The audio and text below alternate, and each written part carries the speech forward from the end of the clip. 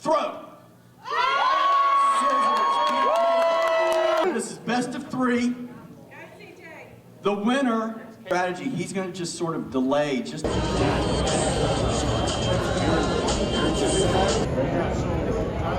you doing, young man? Good to see you, sir. Question for y'all. What branch is that? Yeah, with the middle, palate. Oh, yeah. That was a big call.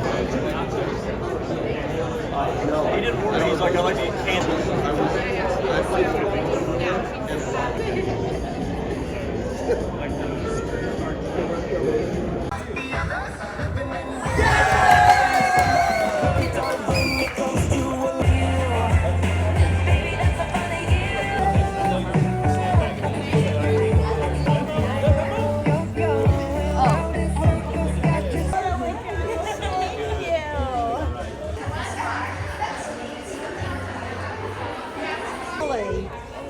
Yay. Oh, sorry. Don't blame me.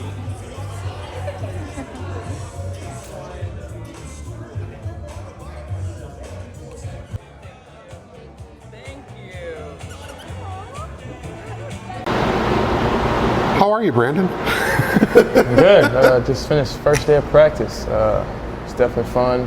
Just out here learning all the new terms and, making myself feel at home. How are you making yourself feel at home? You're staying in a hotel. You just came into town yesterday to get ready for summer league. I mean, how are you getting acclimated? Just kind of talking to teammates, just welcoming me. I think the biggest thing now is just my teammates and coaching just welcome me in as a younger brother, just willing to work.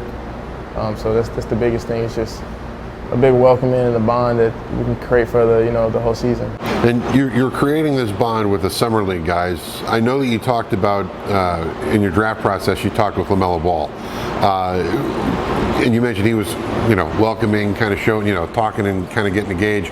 What's your first impression of a guy that was the NBA Rookie of the Year and a guy that you can definitely learn from? Definitely a guy I can learn from, just because he has the experience, and I'm just, of course, the younger brother coming in as the rookie. So I mean, just being under his wing is kind of a good thing to have, just to have somebody to lean on. But being under his wing is one thing, but you're actually going to be, if it all works out, one of the guys that's actually flying and catching the lobs from him and that sort of thing. When you look at LaMelo the player, what do you see? A great point guard, high IQ, willing to make the right plays. That's how I kind of see myself next to him, just because he makes the right plays, and with his passing ability and my ability to knock down shots, I think that can go a long way. How are you approaching summer league? I mean, are you looking to strut your stuff? Are you looking to help your team win? I mean, where do you find the balance? Because as a rookie, you're kind of learning everything on the fly here. I'm just kind of going in, trying to win as many games as possible. Just trying to make my teammates better and of course make myself better. So just going in and trying to win every game.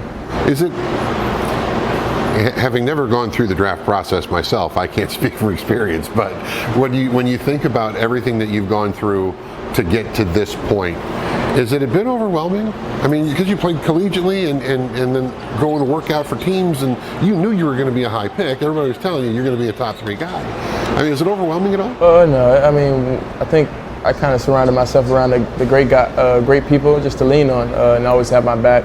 So all I have to worry about is just the basketball part, and I think I'm pretty good at that. So I think just leaning on the support system I have is the most important thing.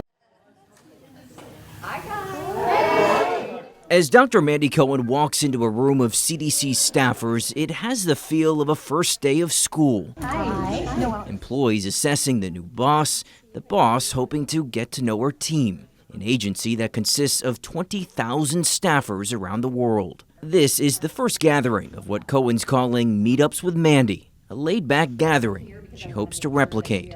The internal medicine physician, mother of 2, who regularly wears a Hebrew high necklace, meaning life, had early inspiration to get into the medical field. Her mom was a nurse practitioner. I saw how her work really impacted not just the person she was serving, but their families and then communities. We joined Cohen in Atlanta at the CDC's headquarters shortly after President Joe Biden chose her as director, replacing Dr. Rochelle Walensky, who recently stepped down. What was it about the CDC that made you say, I want to get back into the public sector? So when an opportunity to lead an agency whose mission is to protect the health of this nation and frankly the world, it was easy to get to yes. Good afternoon. I'm Dr. Mandy Cohen. Cohen became a household name in North Carolina, leading the state's Department of Health and Human Services during the height of the COVID pandemic. At every turn, Cohen, armed with her graphs and preaching what were known as the 3 W's, spoke to North Carolinians through constant press conferences. She gained respect from both sides of the aisle in this politically purple state.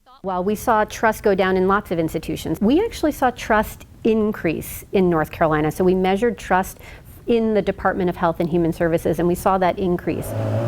But being trustful is not something the agency she now heads has recently become known for. A study published in March by Health Affairs found 26% of Americans in a survey last year did not have a lot of trust in the CDC. Do you think, though, there were things that could have been done differently at the CDC? Folks have been very clear that the CDC did lose trust. There were some early places where the CDC did not perform and execute in the way that they needed to. The agency was criticized during the Trump administration for becoming political and moving too slow on COVID, while under the Biden administration it was condemned for not communicating clear guidance on COVID. Cohen says she plans to focus on transparency, execution, and building relationships with the public, health leaders, and politicians, Democrat and Republican. In Congress, House Republicans are looking to make significant cuts to the CDC in the budget. Just like we have a military to protect us here and around the world, we need a CDC that can protect us. We cannot see those cuts and have the national security asset we need here at the CDC. A threat to national safety could play out this winter. Cohen says she's closely watching the risk of a triple-demic, a mix of the flu, RSV, which the CDC recently approved a vaccine to be administered to people of some ages, and COVID, which Cohen tells us the CDC will likely issue guidance on in September for how often to get vaccinated. We anticipate that what COVID will become is similar to what we're seeing with flu shots, where it's going to be you get your annual flu shot and you get your annual COVID shot. Convincing all Americans to get a shot is the challenge. I'm very worried about folks not vaccinating their kids. There's plenty of other things that are hard as parents that we can't do. This is one that we can. Nice to meet you. In many ways, the job of a government agency head is part policy and part communicator. Cohen is doubling down on the latter, trying to create a camaraderie within a worldwide agency, while aiming to restore trust in medicine and in a place where the goal is about saving lives. In Washington, Reuben Jones, Spectrum News 1.